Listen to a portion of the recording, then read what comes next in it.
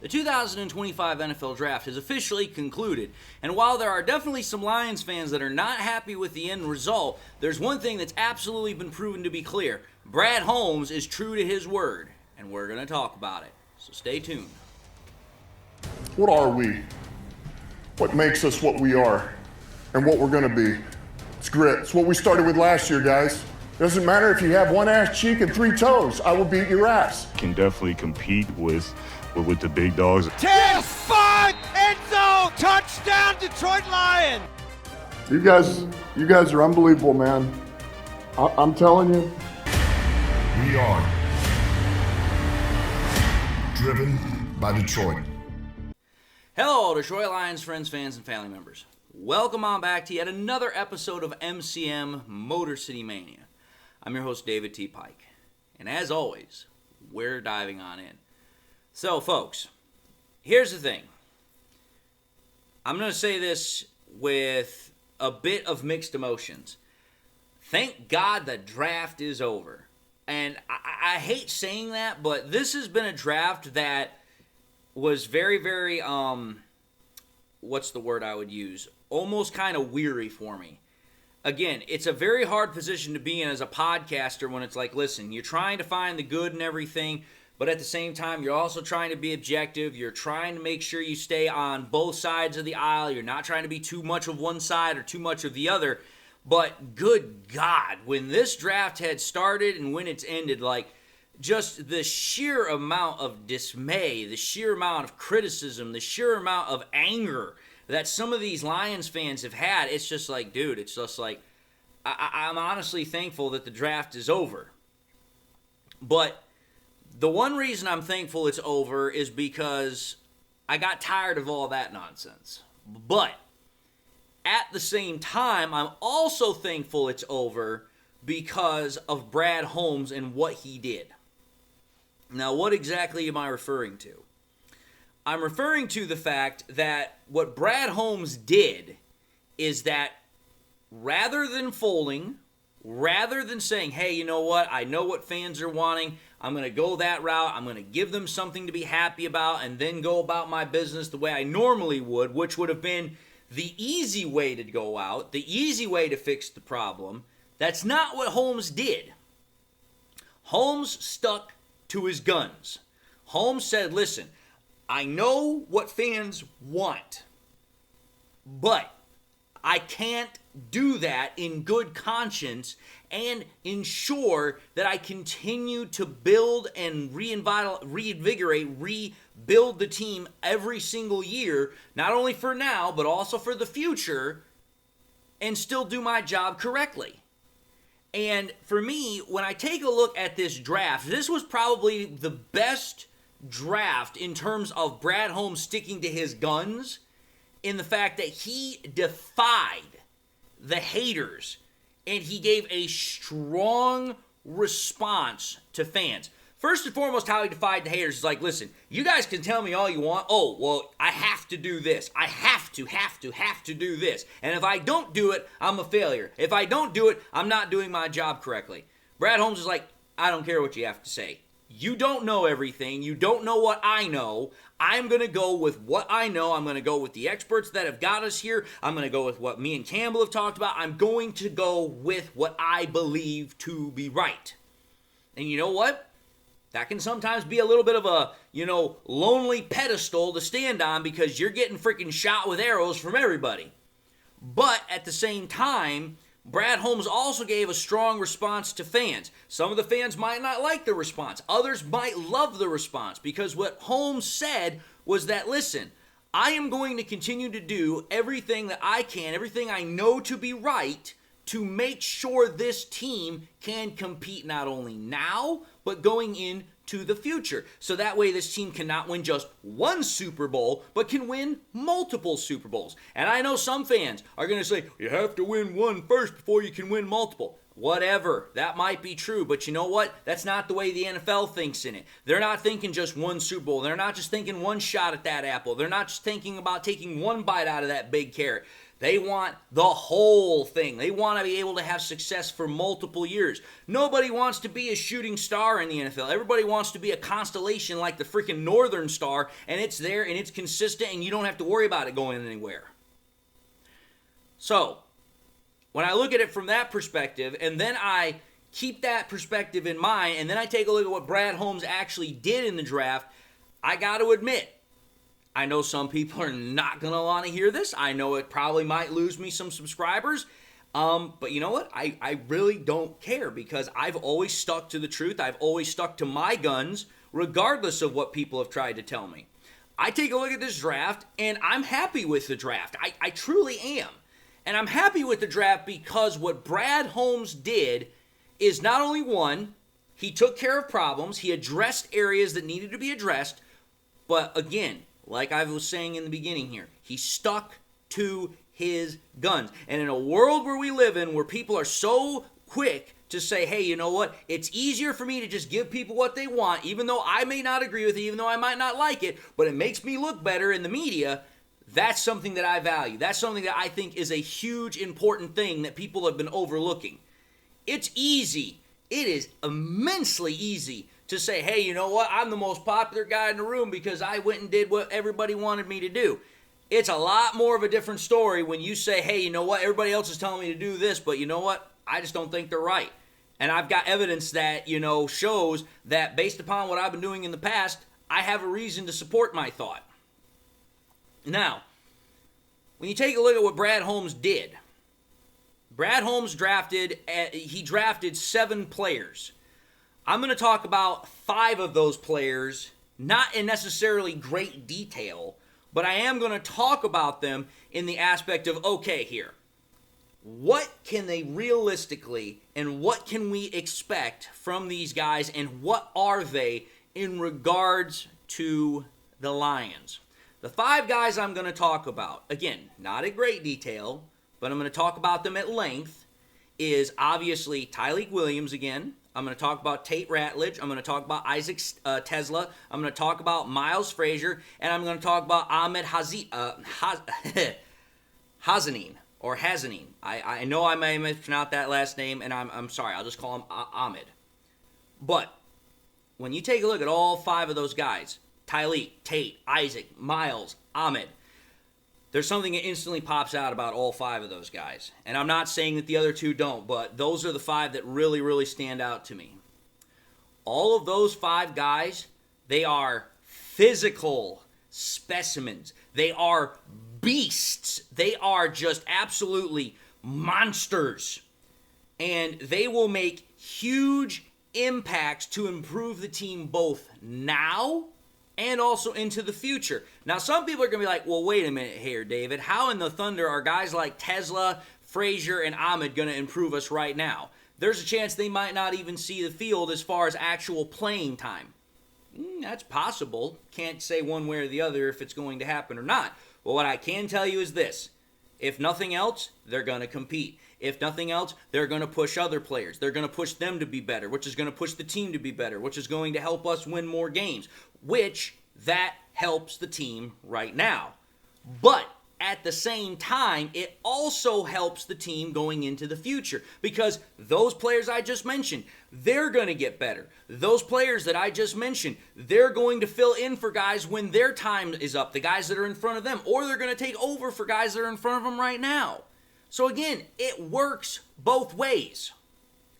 And quite frankly, all 5 of those guys are my favorites from the drafts. From the draft, pardon me. But they're my favorites, and there's reasons why they're my favorites. When you take a look at Ratledge, dude, I love Ratledge. Tate Ratledge, for me, is a guy that I think is just going to be a perfect fit for this Lions team, especially for this Lions offense. First and foremost, like I said, the guy's a physical freak. I mean, the guy is 6'6", 310 pounds almost. For a guard, that's massive. But not only is he massive, he's pretty damn, nimble on his feet. Ran a 4.97 40. For a guy that big to run that fast, that's pretty damn impressive. But this is a guy that has both good ability to be a pass blocking guard, but also to be a run guard that's a mauler. This is a guy that has a very physical, dirt dog kind of nasty streak in him as a guard that I know Lions fans absolutely love. They want guys that are physical. They want guys that are nasty. They want guys that are going to get into defensive linemen's face and be like, oh, you think you own this turf? You think you own this territory? Try again. You got another thing coming. So for me, I love Ratledge. And I mean, the fact that he's got a lion tattoo on his arm and he's got an old school mullet, I mean, it just kind of adds to the whole persona about him. I just love it. Next guy we're going to talk about is the other guard, Miles Frazier. Again, another big physical specimen. 6'6", just like Ratledge. 317 pounds. A little bit slower than Ratledge. 5.24 second 40. But again, this is a guy that, again, he fits very much in with what the Lions are talking about. Very physical, very aggressive. Now, he's not as good as a run guard as he is as a pass guard. But that's something that can be addressed, that's something that can be developed, and that's something that can be honed and processed, much like anything else. But I like Frazier. I like what he brings. And again, the value that we got with him, we got him in the, what was it? I think we got him in the 5th round. This is a guy that was considered a top 100 prospect, and we got him in the 5th round. I think it was at pick 170 something. To get a guy 70 picks past of where a lot of people thought he was going to go, that's immense value. There's just no way around it. And a lot of people have already said the same thing. So there's that. My next player is obviously the edge rusher, Ahmed. I love Ahmed. And the reason I love him is because, one, when you take a look at his production at Boise State, the guy was an absolute just beast. Was able to get after the passer, got plenty of sacks, has a motor that doesn't quit, great work ethic. But I'm going to just say this right now. I've talked about it in the past. I am a spiritual person. I'm a Christian. I'm very much, proud of that. But his faith is something that really inspires me, especially with the fact that he is Egyptian. And it's like, listen, say what you want, but his faith, his determination, his drive, his motivation, all those things are something that just absolutely speaks to me, and I just love it. And, I mean, dude, when you have I don't know who else has seen this, but I know I saw it. The phone call video where obviously Coach Campbell was on the phone with him. He's like, Coach, I would die for you. He's like, I would die on the field for you. And I'm just like, sold. You just sold me. I'm sold. Like, I can't wait to see what that dude's going to do in camp. I seriously can't. He is going to be, I think, one of those guys that with a little proper coaching, a little, extra, investment, I think he's going to be something. I really do. And I can't wait to see what he does. The next guy to talk about, and again, these guys are not in any particular order. I love them all for what they are, but I'm just putting them out there in the order that I have them, is Tyleik Williams. Tyleik Williams, again, I look at him, and this is a guy that I think is going to help us out in a way that a lot of people aren't thinking. Is he not a great pass rusher? No, he's not. But he's a guy that can absolutely affect the pack. He's a guy that can absolutely impact the pocket, applies internal pressure, puts it up in the middle of the line, impacts the quarterback right up the middle. He's going to fit in great with the fact that he's very similar to how, Ali McNeil plays the game. He's going to obviously learn, from the defensive line coach, which I think is the best in the NFL. He's going to get mentored by, obviously, DJ Reader, who's one of the guys that's been in the NFL for a long time, knows the position, knows how to play it very well. And again, the guy's a physical specimen, 6'3", 326 pounds. Ahmed, I didn't bring it up, but he's 6'3", 267 pounds. All of these guys are physical specimens for where they play. And they all have great things about them, whether it's their production, whether it's how they play their position, whether it's their ability to be a master or very elite at something that they do, which with Tyleik, he is an absolute elite monster when it comes to being able to impact the interior when it comes to the run game. So that's Tyleik. Now comes the last guy, Isaac Tesla. Tesla I like because when I look at him, I see the replacement for Tim Patrick right off the bat. Like, as soon as I saw him and as soon as I started doing a little bit of digging, I was like, that's Tim Patrick's replacement right there. Just like how I think Ratledge and Frazier are probably going to be the guys that are going to replace the interior guard positions, unless, of course, Mahogany says something otherwise. And I mean, obviously, but how he's going to perform on the field. But with Tesla, I look at him and it's like, dude, Tim Patrick is 6'5", big body wide receiver, can play outside, can play inside. It's the exact same thing with Tesla. 6'4", big-bodied wide receiver, can play outside or inside, plays primarily inside. But this is a massive wide receiver. He's a red zone threat. Very good hands, catches with his hands. Absolutely what you want from a guy that's going to fit into that role. So again, I see what the Lions did with him, and they're like, listen, we don't want to go through another potential of trying to figure out who wide receiver 3 is going to be for us like we did in the beginning of 2024. It's like, hey, let's get a guy in the building. Let's start grooming him. Let's get him ready for when we're going to move on from Patrick. I know a lot of people did not like the draft capital that we traded for him, but you know what? If it winds up being a hit, I don't give a damn about the draft capital. You know what? The reason I don't give a damn about the draft capital is because everybody wants to complain about the freaking salary cap right now. By trading 2 extra third-round picks, that's more draft capital you don't have to worry about paying for. So it's like, which do you prefer? Do you prefer not having more money, or do you prefer having more cap? Or sorry, more draft capital? It's whatever you prefer, but you can't have both. At least not at this point anymore. Now, outside of the fact that I like what these guys are for, as far as what I believe, and based upon what I can already see their assumed roles are going to be once they come in. Like I said, just to highlight once more, the athleticism, the just sheer physical freakiness that some of these guys have. The 3 that instantly stick out to me are Ratledge, Frazier, and Tesla. These guys are just physical freaking specimens. They're freaks. I mean, you take a look at Ratledge. If you take a look at NFL.com and you take a look at the draft profile there, his athleticism score is a 98. Then you take a look at his RAS score. It's a 9.96. It's awesome. It's like the 8th highest in NFL history and one of the highest ever recorded for an offensive guard. The guy is just a physical freak. He's big, he's fast, he's strong, he's got long arms. I mean, he's everything you want in a guard. Just absolutely going to be, I believe, a great player for us. Then you take a look at his counterpart, Miles Frazier. Now, Miles Frazier doesn't score as well as Ratledge, but he still scores pretty damn well.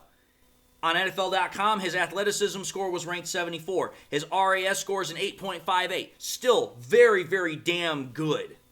And so, again, I look at that and it's like, hey, we got 2 great physical specimens at guard.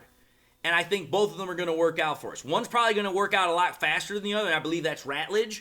But I think both of them are going to work out for us. I think both of them are going to see time for us as starters at some point. But the third guy that I need to talk about is Tesla. Like, again, everybody wants to be down on Tesla because of the trade, but it's like, dude, you take a look at what Tesla can offer. It's like, man, that dude is just a physical specimen. Again, much like Ratledge, athleticism score from NFL.com, a 96. His RAS score, a 9.93. Dude is just a physical specimen. When you got a guy who is 6'4" and can run like a damn gazelle at 4'4", I mean, dude, why the hell would you not want him? Think about this. Imagine when he eventually takes over, and if he actually sees time this year. Can you imagine Goff throwing to Tesla, J-Mo, Amon-Ra St. Brown, Tim Patrick, Sam Laporta, Gibbs? I mean, just, dude, how do you cover all that? How in the hell do you cover that? You can't. There's not a single defensive back group in the NFL right now that has the ability to cover all of that nonsense. I don't care who it is. Now, to kind of end out this episode, I'm going to, again, talk about Ratledge, Frazier, and Tesla a little bit more. I would talk about Ahmed, but, I mean, dude, I think Ahmed deserves an episode all of his own, and I think I'm probably going to do one. But for Ratledge, Frazier, and Tesla, when you take a look at their basic stats and analytics, take a look at Ratledge and Frazier specifically for the analytics. In 2024 and 23 for Ratledge, freaking the run grade and the pass grade, and this was out of every single guard that was through PFF, which in 2024, it was out of 716. In 2023, it was out of 681. So keep those massive numbers in mind when I start telling you the rankings. In 2024, his 70.2 run grade was tied 125, still within the top 5 of the, groups. His passing grade was ranked 50th. Absolutely just awesome. And then when you go to 2023, his run grade of 75.2 was ranked 41st. His pass grade of 86.8 was ranked 10th.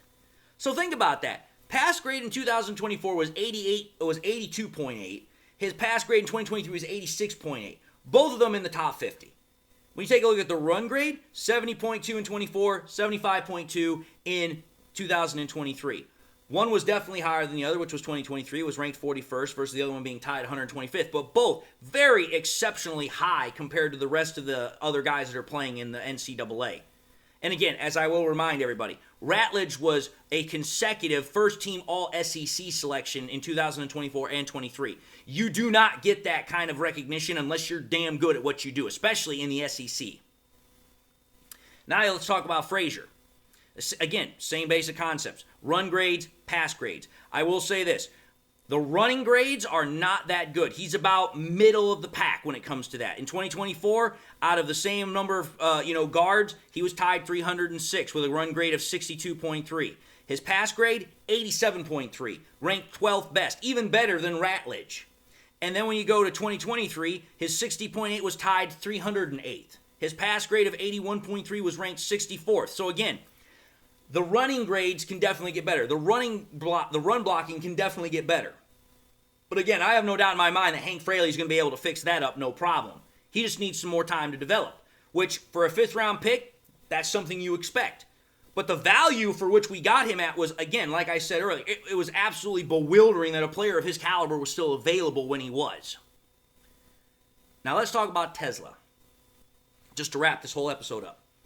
Tesla's the only one that I'm going to actually talk about stats. And the reason I'm going to talk about stats is because, again, everybody wants to dog that pick because of the draft compensation we gave up. And also because of the fact we didn't draft an edge rusher. But I'm not getting back into that because, my God, I think I've had enough talking about edge rusher for 2-3 years.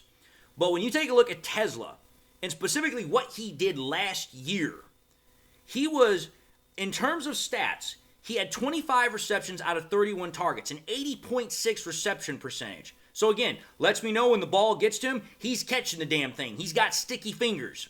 He's got 425 receiving yards, 17 an average a catch, 3 receiving touchdowns, but his contested catch is also through the damn roof. An 83.3% contested catch rate. Tells me that, hey, if it's a tough catch, he's coming down with it likely. And the quarterback rating associated to the quarterback that was throwing to him at the time, almost damn perfect. 151.0 rating. So think about that, folks. You got a wide receiver that, yeah, we traded quite a bit to get him, but the guy makes plays. He's going to be the guy that's going to replace Patrick, most likely, in my opinion. We're not going to have to worry about trying to find another wide receiver 3. You take a look at Ratledge and Frazier. These are guys that one of them I think is going to fit in right away and probably going to start first. The other one might take a little bit of time, but both of them have the ability to come in and become pretty damn good players for us. You take a look at Williams. I think he's going to fit like a glove in the middle of that defense, and we're going to have a just wall of lions that are just going to make it impossible to run up the middle between Williams, Ali McNeil, Reeder, Levi. I mean, dude, the list goes on and on. And then you take a look, obviously, at Ahmed. Again, I'm going to talk about him more specifically in a whole-on episode, but I look at Ahmed and I'm just like, dude, this guy might be a 6th-round pick, but what I'm seeing from him, he is a diamond in the rough, and I think that that diamond is going to get polished pretty damn quick. But anyway, folks, I just wanted to talk about this because I'm happy that Holmes stuck to his word. I'm happy that Holmes decided to go with what he felt was right. And you know what? Contrary to what some fans and what the experts might want to say, Holmes has proven him wrong before, and I believe he's going to prove him wrong again. So, having said that, I'm going to end this episode and say thank you all for watching another episode of MCM Motor City Mania. If you like what you saw, by all means, I highly encourage y'all to watch the next episode. Also encourage y'all to do one of these 3 things, like, comment, and subscribe. If by chance you subscribed in the past and you forgot to do so at the time, I want to highly encourage y'all, please, make sure you do this. Hit that bell notification icon so that way you guys never miss any more content that I push out. Also want to encourage y'all to share the content with your Lions friends and family members, whether it's here on YouTube, Twitter, Facebook, whatever the case might be. But with that being said, I hope you all enjoyed the content. Hopefully I was able to give you guys some more insight, maybe a little bit more, nothing too super specific. But hopefully I was able to give you guys something more to mull over, think on, maybe get something more out of it. Because again, that's what I truly try to do with all my episodes. I try to give you guys the best amount of information that I have, so that way you guys can make better informed decisions and have better informed opinions. And with that, I hope everybody's got something in their life that makes them happy, makes them smile. God bless, my friends. And until the next time we meet, I'll see you all in the next episode.